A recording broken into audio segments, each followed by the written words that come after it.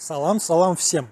Для тех, кто на этот канал попал впервые, скорее всего по поиску, что такое Навруз, расскажу, что на нашем канале мы рассказываем об Узбекистане, о том, что нужно для переезда сюда.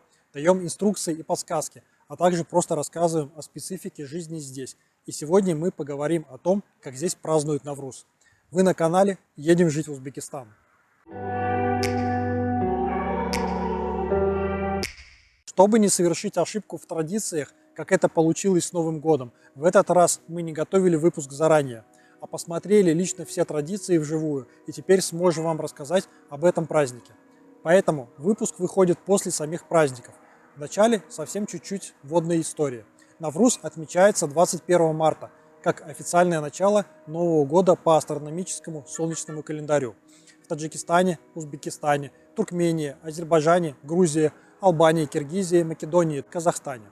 Само слово «Навруз» с персидского языка переводится как «новый день».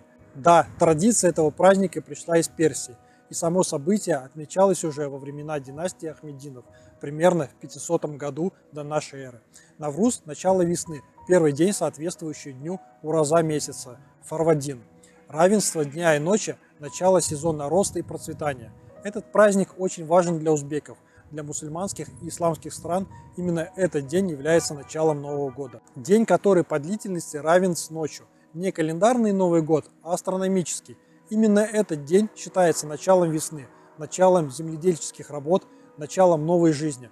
Среди народов, отмечающих Навруз, повелось: чем щедрее праздник, тем благополучнее пройдет Новый год. В 2009 году Навруз был включен ЮНЕСКО в список нематериального культурного наследия человечества. Для праздника выделяется несколько дней, которые объявляются государственными выходными.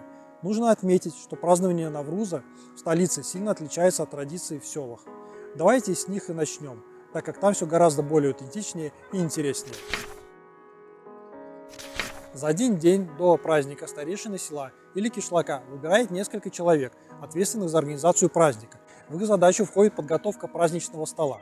И за сутки эти выбранные повара готовят плов и сумаляк, где-то еще готовят и халим. В каждом селе есть определенное место за территорией села, место у пруда или полянка, где-то в горах, где будет отмечаться Навруз. Обычно это просторное и ровное пространство, способное разместить большое количество жителей и обеспечить спортивные игры. Утром с 9 утра до 10 утра жители приходят на эту площадку. Приходят все, кто может ходить. Кто не может, того, скорее всего, принесут. На полянке силами дежурных подготовлены столы, раздаются праздничные блюда. День начинается с национального кураша. Это такой вид борьбы. Также есть игра кубкари. Что это такое? Ближайшая аналогия этой игры – это поло. Но разница в том, что здесь спортивным инвентарем является туша козла весом 70 кг. Местным очень нравится эта игра. Они отзываются о ней очень восторженно, как об увлекательном спортивном мероприятии. Для россиян же эта традиция выглядит дико, ибо применяется не искусственный инвентарь, а туша только что убитого животного. Но что поделать, традиция есть традиция. Помимо этого проводятся и другие уже более привычные нам спортивные мероприятия. Перетягивание каната, чилак, игра с битой и деревянным чижиком, запуск в небе бумажных змеев и другие национальные и местные игры. Примечательно то, что в спортивных мероприятиях активно используются денежные ставки для увеличения азарта. За большими столами собирается все село и его гости. Стоит отметить, что спиртные напитки на столе обязательно отсутствуют. Как россиянам дико и вызывает недопонимание игра туши убитого животного, вот точно такие же чувства возникали и у узбеков, когда я им рассказывал российские традиции застолья и культурного питья. Вот такие вот разные нюансы традиций и менталитета. Обычно празднование Навруза длится до вечера, после чего назначенные дежурные наводят порядок. Праздник закончен. Но здесь есть один нюанс, который вы могли заметить, если бы внимательно меня слушали. Кто заметил слова «гости»? Так вот, эти гости – это жители соседних сел. Дело в том, что праздник отмечается несколько дней, и соседние села составляют график празднования так, чтобы каждый день праздник проходил в другом селе.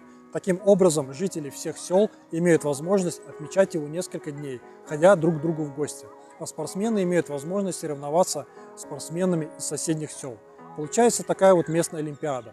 Повара стараются приготовить самым вкусным образом праздничные блюда в попытке превзойти предыдущих поваров и накрыть самый богатый стол. Каждый хочет показать наибольшее гостеприимство и доброту. Если вы задумываетесь о том, чтобы приехать в Узбекистан как турист, то празднование Навруза будет самым лучшим моментом. Обязательно посетите села и кишлаки, чтобы окунуться в эту атмосферу. Гость здесь считается божьим даром, и иногда местные могут даже немного повздорничать друг с другом, вправе принять вас именно у себя. Теперь же поговорим о том, как Навруз отмечают в столице. Тут стоит отметить, что в крупных городах, и тем более в Ташкенте, во времена СССР Навруз не праздновали вообще. Поэтому сейчас в столице этот праздник проходит не столь ярко, как в селах. Жители столицы в своей средней массе больше европеизированы и многонациональны. И этот факт сильно сказывается на принципе празднования в Ташкенте. Конечно, сейчас здесь этот праздник не менее важен и также почитаем, как и в селах, но отмечается он больше в семейных кругах. Утром до 10 утра в некоторых местах общественного питания, в основном это пловные при рынках или крупные центры плова или рестораны, предлагают бесплатно угоститься порцией плова. Такое было, например, на Черсу. Особо крупные организации устраивают корпоративы, но это не те корпоративы, к которым мы привыкли в нашем понимании. Эти корпоративы называются ОШ, что переводится как плов. Он проводится с утра или в первой половине дня. Весь коллектив собирается и угощается пловом. Длится такая встреча примерно час. На площадях и в парках проводятся концерты. Узбеки приходят на праздник с детьми.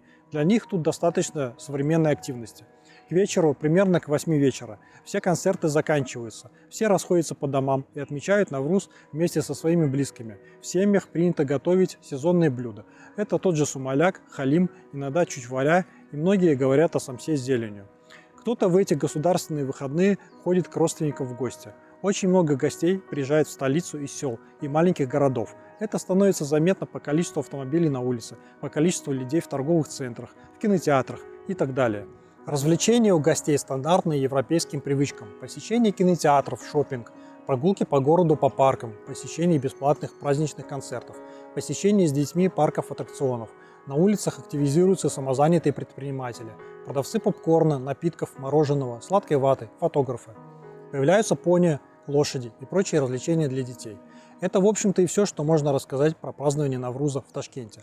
Оно не отличается от среднего праздника в любом другом городе Европы, Азии или России, разве что в каких-то индивидуальных, характерных празднику мелочах. Сейчас полезная информация для тех, кто собирается посетить Узбекистан как в туристических целях, так и с целью переезда на определенный или неопределенный срок. В описании под видео мы собрали полезные для вас ссылки на различные услуги. Это адекватное риэлторское агентство «Золотые ворота» в лице Алишера, который уже работает со зрителями нашего канала и сделает вам скидку в 5% по промокоду ЗАИКИН. Квалифицированный психологический центр «Сила» в лице психолога Кристины, который предоставляет вам скидку в 10%. А также массажист Андрей, который предоставит вам скидку в 50% на первое посещение по промокоду ЗАИКИН. Если это видео было вам полезно и интересно, не забудьте поставить лайк и написать какой-нибудь комментарий для поддержки нашего канала. И на этом на сегодня все. Увидимся через 2 недели.